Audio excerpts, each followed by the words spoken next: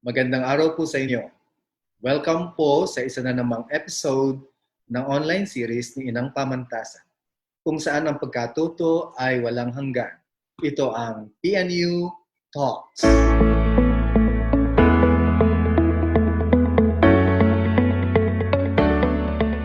Ako nga po pala si Ruel Avila, nagtapos sa PNU South Luzon, batch 1990. Natapos ko rin po kapwa ang EDD, Major in Educational Management sa UNEP Iriga City at PhD in Social Science Education sa Universitas Pendidikan, Indonesia. Ako po ay kasalukuyang Executive Director and Provost ng PNU South Luzon, ang lunduyan ng edukasyong pang-teknolohiya at pang-kabuhayan. At ako po ang inyong Learning from Home buddy sa episode na ito. Kung marami na kayong napanood na episodes ng PNU Talks na ang setting ay sa urban areas, ngayong araw ay ipapasyal ko naman kayo sa isang rural area, sa isang lukaran upang talakayin PED Pedagogy, a critical gaze on educators' pedagogical praxis in the lens of copra makers. Mahalaga ang puno ng niyog. Ito ang nagpapaganda sa ating dalampasigan. Tara na sa dalampasigan ng Lamon Bay. Mula sa Salome Port ng Gumaca, Quezon, sumakay ako sa passenger boat. Habang nasa loob ng bangka, ako ay tumunghay sa dagat, ang Lamon Bay, na tanging daan upang makarating sa Alabat Islands. Dumaong ang bangka sa malinis na Quezon Port. Excited akong sumakay sa jeep at nakasakay ko ang mga anghel na ito. Mula sa bahay ni Mang Oscar, babagtasin namin ang maputik na daan sa gitna ng palayan. Kailangan ko magsuot ng bota. Si Mang Oscar, isang septuagenarian, ay may siglang sinamahan ako patungo sa pusod ng niyogan. Dito ko sisimulan ang kritikal na pagtitig sa pedagohiya gamit ang lente ng isang maglulukad. Tumitingala ang maglulukad sa mga pamantasan upang manguna sa pagbunot ng mga ugat ng kolonyalismo, upang mabatid lamang niya ng ilang mga pamantasan pala ang tagapagsulong ng imperialistang pananaw at ideolohiya. Mahirap gawing sandigan ng isang puno ng niyog na tinitingala, ngunit kakaunti naman ang bunga. Sa halip na makiigib sa balon ng ibang bansa, halina at sumalok tayo ng dalisay na tubig sa sariling bukal ng karunungan. Nababasa ng magniniyog ang pinagdadaanan ng puno batay sa panahon. Kapag nagkaroon ng bewang ang puno ng niyog, nagkaroon ng El Nino o tagtuyot o nagkasakit ang niyog sa panahong iyon. Kung tumaba naman ay naging sagana sa tubig at mineral dahil maganda ang panahon. Inaalam na magkokopra ang pinagdadaanan ng niyog. Teachers have access to school documents such as Form 137 or transcript of records. Dapat alamin ng guro ang pinagdadaanan ng bawat mag-aaral. It is because education is more than teaching. Ang siklo ng bunga ng niyog ay maaaring gamitin bilang school calendar. 12 buwan bago ang bulaklak ng niyog ay maging isang magulang na bunga. There are 3 terms per school year. Gayon din naman, 3 beses sa isang taon naglulukan. There are 4 months per term. 3 hanggang 4 na buwan bago muling maglukad. Kung gugustuhin na maglulukad, mabibilang niya ang nakuhang bunga sa isang puno sa looban ng isang taon. Papatak sa pagitan ng 70 hanggang 100 ang nakukuha kung normal ng isang puno. Ito ay maihahalin tulad sa grade point average o GPA ng isang mag-aaral sa isang academic year. The two major kinds of education are formal and informal. Kaparehas ng niyog na sinadyang itanim at niyog na sadyang tumubo. Ang niyog na sinadyang itanim ng tao ay mas matatag laban sa sigwa o baha kumpara sa niyog na sadya o kusang tumubo. Students with formal education are expected to be more emotionally and psychologically stable than the students with informal education. Ang paghahawan ay pag-aalis ng mga tuod, halaman o anumang hadlang sa daan. Ang paghahawan ay dekolonisasyon. Kung ang guro ay hindi dekolonisado, hindi pa niya alam kung ano ang dapat tabasin, hawanin, o putulin. Sabihin natin ang community ay niyogan at curriculum ay pagniniyog. Ang critical pedagogy ay itak at ang school ay ang lukaran. Ang isang makabayang guro ay nakaalam na ang pinakamapanganib na sagwil sa pagtuturo ay ang kaisipang kolonyal at ang dapat niyang putulin ay ang mga tuod na katitusuran ng kanyang mga mag-aaral. Kung ang tunay na Pilipino ay dekolonisadong Pilipino, ayon kay Renato Constantino, ang mga gurong hindi dekolonisado ay mga tamad na manggagawa sa nyugan. Hindi sila marunong maghawan ng mga sagabal sa pagkakaroon ng mga kabataang makabayan. Ang halimbawa ng tuod ay ang tumubo sa ating nyugan na hanggang ngayon ay hindi pa nahahawan. Ang epekto ng Age of Reason at ng modern theories na ang pamantayan ng lahat ng bagay ay naaayon sa kung ano ang normal, ang reasonable, ang logical, gaya ng niyog na may dalawang mata at isang bibig. Bago pa dumating ang mga mananakop, ay may kakaiba ng pagpapahalaga ang ating mga ninuno sa mga bagay sa kalikasan na sinasabing hindi pangkaraniwan. Tulad ng niyog na may isang mata at isang bibig. O tatlo ang mga mata at may isang bibig. O iisang niyog na dalawa ang tubo na kapag lumaki ay kambal na niyog. Filipinos are non-rational, relativist, sentimentalist, and post-modernist. Ang pangangawit ay pagkuha ng mga bunga mula sa puno gamit ang matalim na bagay. Sa panahon ng pandemya, may dalawang pangunahing pamamaraan ng pag-abot sa mga mag-aaral, ang modular delivery at ang online delivery. Kung posible ang face-to-face delivery, ang puno ay aakyatin at ang bunga ay ihuhulog. Kung hindi posible ang face-to-face delivery, modular delivery ang pwedeng gamitin. Dito, aakyatin ang puno, puputulin ang buwigan, tatalian ng lubid ang buwig, at dahan-dahang ibababa sa lupa. Sa ganitong pamamaraan, buo ang isang buwig ng mga niyog. Sa online delivery, mistulang kinakawit ang mga bunga. Kapag nabali ang suklot, kailangang palitan ng sinlaki nito. Nagiging madali ang modular delivery kung may takam ang punong aakyatin. Ang takam ay maaaring simbolo ng pick-up areas sa bawat bayan o barangay kung saan magtatagpo ang carrier ng module at ang mga mag-aaral o mga magulang. The teacher ought to be familiar with the 4-year levels of the students and their respective capabilities. As the cocoa farmer cannot find the spoon meat from a very young coconut, so the teacher cannot also expect higher level of performance from the freshies. The seniors should not be treated like the juniors, for the two have varying levels of knowledge and skills.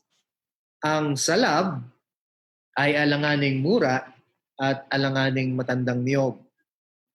Hindi makakukuha ng sapat na gata mula sa niyog na salab kahit gaano pa kalakas ang kanyang pagpiga. Ang mga niyog na tubuan ay katulad ng mga alumni. Nagniningas na ang kanilang mga sulu. Ang tubo ng niyog ay mistulang ningas ng sulu. Nakahanda na itong itanim upang tumaas at mamunga. Ang pag-iipon ay pagsasama-sama ng mga nakuhang bunga gamit ang burigi o pang-ipon. Kailangan ang focus sa pag-iipon. Kapag ang taga-ipon ay hindi tumitingin sa kinakawit na niyog, kapag gumulong na ang iba sa kalaan, nalilito na siya kung papaano susundan at titipunin ang mga ito. May mga guro na hindi dumadalo sa pagpaplano, kaya't nawawala ang focus at napapalitan ng confusion. Katulad din ng mga mag-aaral na nawawala ang concentration dahil sa cutting classes o pagliban sa klase. Maraming daan ang paghihila, ngunit lukaran ang patutunguhan ng lahat. There are many roads to learning. One sure road is to deal first with what is already known in order to know what is unknown. The carabao must go first before the cart. Love must precede service. May mga gurong nauuna ang paglilingkod bago ang pagtiyak sa pagmamahal sa profesyon. Sustainability is sine qua non in coconut farming. A young coconut tree is planted beside a very old one. In the school, the interns or pre-service teachers are guided by the cooperating teachers or in-service teachers. Isinasama ng maglulukad ang kanyang mga anak sa niyogan. Sa simula ay masayang sumasakay sa kangga o kalabaw o nakaabang sa tubo na kakainin habang nagbibiyak ng niyog ang magulang hanggang sa matuto itong maglukad. We who are professionals oftentimes do not invite our children to our workplace. Consequently, we seldom transfer learning to our very own household. According to Freudel, our lessons ought to start in the concrete and end in the abstract. Sa lalawigan ng Quezon, kung nababatid naman ng guro ang mga proseso ng paglulukad, concrete, mas madali niyang matututuhan ang katapat nitong mga kaisipang pampedagohiya o abstract. Pagtatapas is like a meaningful learning because the act of removing the husk exposes the real coconut. Kung K-pop ang bunot, Pinoy naman ang nasa loob. Kailangang gumamit ang maglulukad ng tapasan upang mapadali ang pagkuha sa tunay na niyog. Ang pagbibiyak ay mistulang division of labor, pagpapangkat at pagbibigay ng gawain sa bawat pangkat. Dito pumapasok ang social constructivism. Ang pagbibiyak ay pagputol at hindi paghati sa niyog. Sa pagbiyak ng niyog, nagkakaroon ng lalaki at babae. Ang lalaking bao ay may mga mata at bibig, samantalang ang lalaking bao ay walang butas, ngunit karamihan ay may tatlong guhit. May nabibiyak na bugnoy na niyog. Kalimitan ay hindi na mapapakinabangan. The reason why a teacher cannot save the flunkers is because the flunkers cannot save themselves. This metaphor contributes to understanding gender and development issues between a boy and a girl, a man and a woman. As far as roles are concerned, they have different roles, but they have unity in purpose. Ang pagsasalang ay experiential learning. Kung ikaw ay pinagkamada ng iyong magulang sa tapahan ng mga biniyak na niyog. At lahat ng ito ay iyong itinaog at pinagpatong-patong. Napansin mong natuok ang mga niyog na nasa gitna. Ano ang gagawin mo upang maiwasan ito sa susunod na paglulukad? Ang sagot ay ito.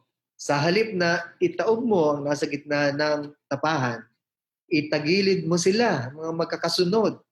Sa gayon, hindi direktang maiinitan at kasabay silang maluluto ng nasa paligid nila.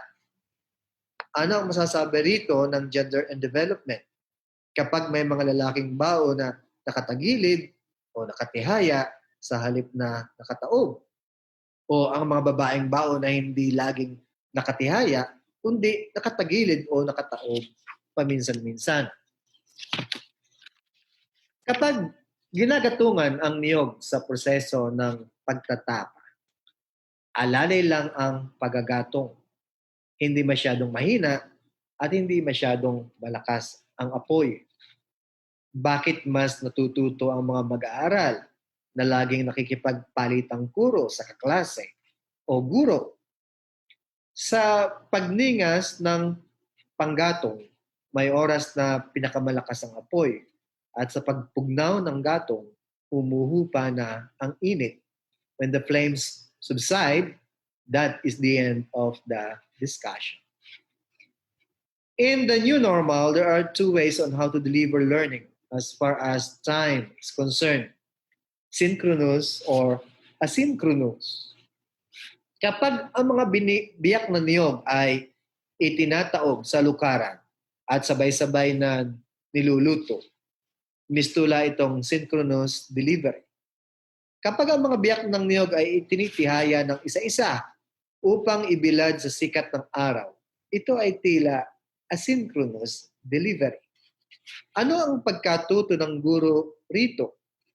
Sa synchronous delivery, kahit na sabay-sabay nagatungan ang mga biyak ng niyog sa lukaran, may mga naiiwan pa rin na hilaw ayon sa posisyon, gatong, at ihip ng hangin. Sa asynchronous delivery naman, kahit na hindi magkakasabay ibilad sa araw, ang mga biyak ng niyog, maaaring mangyari na may araw na magkakasabay silang maluto. Ang pagtitigkal ay katulad ng pagpapakitang gilas. Nagkakaroon dito ng independent learning. Ang lukad at bao ay pinaghihiwalay ng tigkalan. Ang tigkalan ang ginagamit upang ihiwalay ang lukad sa bao, kapara ng micro-teaching o demonstration teaching na sanhi ng pag-alam kung ang isang magiging guro ba ay may kakayanan ng magturo kahit na walang tulong ng guro. Hindi lahat ng tinigkal na lukad ay lutok. Ang ilan ay hilaw. Kaya't muli itong ibinabalik sa tapahan. Some students, no matter how intense the interaction is, cannot absorb the essence of the lesson. And so, they are the repeaters. Telethon is resorted to when important topics are long and require series of virtual meetings. Sa paglulukad, ito ay katumbas ng magdamagang pagtitigkal. Kapag sobrang dami ng nalutong lukad, kailangang mag-anyaya ng iba pang makakasamang magtitigkal na pumupwestong magkakalayo para bang social distancing.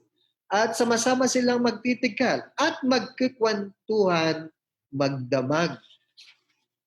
Ang niyog na may tatlong mata at may isang bibig ay mistulang kakaiba. Ngunit kasama naman ng mga pangkaraniwan. Ang guro ay nararapat magkaroon ng kakaibang pagtitig sa mga natatagong talent ng mga mag-aaral. Ang pagsisilid ay application. Gamit ang natutunan, ang mga mag-aaral ay nagbibigay kalutasan sa kanyang pansarili, pampamilya o pambansang suliranin. Bakit marami pa ring mag-aaral na hindi makalutas ng sarili nilang problema? Dahil hindi sinanay sa paaralan na lagi itong gawin. Pinananatili ng maglulukad na bukas ang sako gamit ang dalawang saklit at tali nito. This signifies open-mindedness, open to differing opinions and contradicting ideas. Taliwas sa gawin na maglulukad, may mga guro na kagyat na isinasara ang sako kahit hindi pa puno ng lukad. Isa pa, hindi matulis ang kanyang pantahi ng sako, kaya nahihirapan silang itusok ang tamang ideya sa kanilang pagpapaliwanag. Evaluation is an integral part of pedagogy. Ang pagtitimbang ay kagaya ng pagtataya. Bawat sako ng lukad, may timbang na katumbas. Some teachers must get rid of subjective grading system. Dadayain lang ba ang pinaghirapan? Many reference books from the West contain statements how eco-pedagogists favor ecocentrism over anthropocentrism. Sa pananaw ng maglulukad, ang anthropocentrism ay kung ano ang maitutulong niya na mapangalagaan ang kanyang bukid. Samantalang ang ecocentrism naman ay kung ano ang naitutulong ng kapaligiran sa kanya. Saang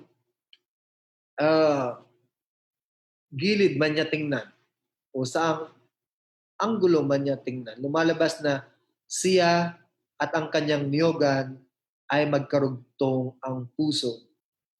Ang dalawang ito ay tila dalawang tubo sa isang niyog at hindi dapat paghiwalay. Focus plus talent plus time equals attainment of objectives. Kabahagi ng pedagohiya ang tiyakin na ang bawat mag-aaral ay natututo. May mga guro na nagbebenta ng hilaw na produkto. Ang hilaw na lukad ay may aflatoxins na mapanganib sa iba. Kaya naglitawan ang mga bashers. Sila ay hilaw sapagkat ang mga guro nila ay kapos sa advokasya. Ang mga bashers ay kagaya ng nakalalasong aflatoxins. At the end of every trimester, the teacher gives grades. Pagkatapos ng paglulukad, nakatatanggap ang maglulukad ng tinatawag na pisada. Ang lista ng bilang ng sako ng lukad at ang timbang ng bawat isa. Gayon din naman nakasulat sa tapat ng bawat isa ang katumbas na halaga. Ang siklo ng paglulukad ay nanganganib. Hindi sa kadahilan ng kakaunti ang tumutubong puno, kundi dahil sa bumababang halaga ng lukad. Hindi bagat pinatutunog ng ibang edukador ang malulutong na ideya ng mga eksperto sa edukasyon?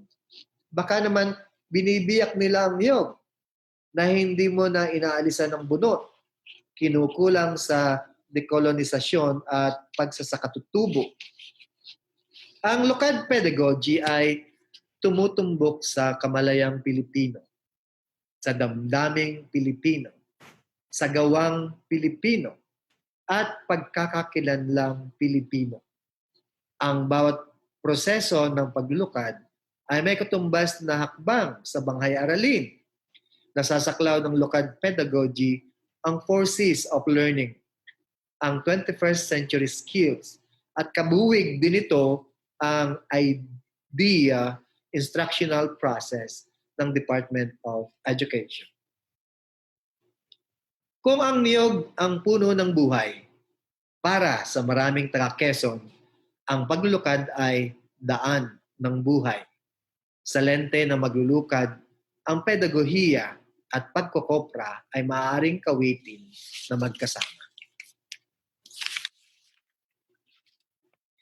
I-comment ang inyong mga katanungan tungkol sa ating episode ngayong araw. Huwag kalimutang i-like o i-share ang episode natin, lalo na sa mga batang henerasyon. Sa muli, ako si Ruel Abila at Smiley.